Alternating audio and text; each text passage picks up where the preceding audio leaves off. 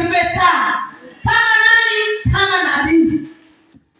Na ukisoma vizuri kitabu cha Yeremia, unaona Yeremia ni nabii ambao Mungu anamtofautisha na manabii wengine.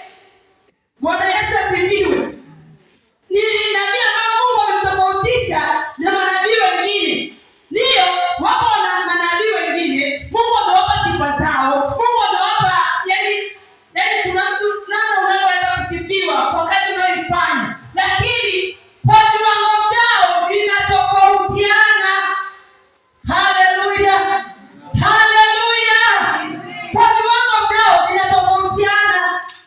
Kwa hiyo tambua ya kwamba namna Mungu alivyokuumbia wewe sivyo alivyomuumbia mwenzako. Wewe ni wa tofauti. Iwepo wewe ni wa tofauti. Sema mimi ni wa tofauti. Sema mimi ni wa tofauti. Sijilinganishi na yeyote. Maana mimi nimeumbwa kitofauti. Bwana Yesu asifiwe sana.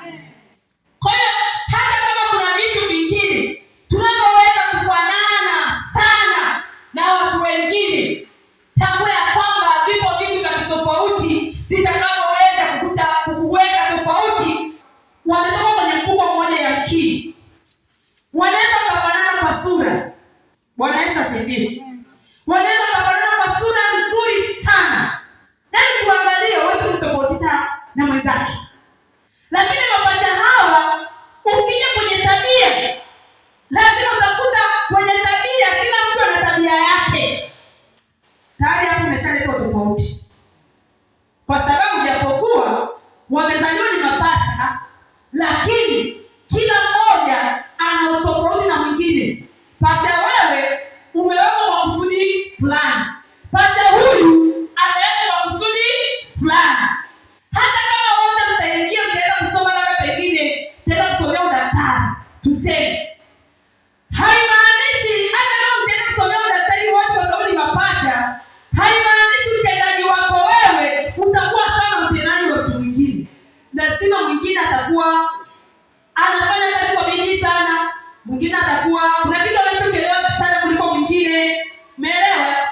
Utofauti. Bwana Yesu asifiwe. Haleluya. Kwa hiyo tuko kwenye ile kusudi la kwanza ya kusema ya kwamba kusudi lako liliumbwa kabla yako au liliumbwa kabla hujazaliwa. Bwana Yesu asifiwe sana.